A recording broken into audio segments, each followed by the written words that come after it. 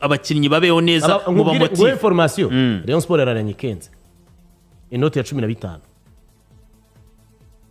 15 guteze uri mukinnyi niyo prime bahawe ku mugoroba. Oya ntabwo bishoboka 15 subwo bari gukina nini ntabwo byakunda ne information nguhaye. Oya ntabwo byakunda iri réel ntabwo bikunda. Rayon Sport yarayihawe prime y'ibihumbi 15 ku mugoroba. Ntabwo ikipe yazakina rero.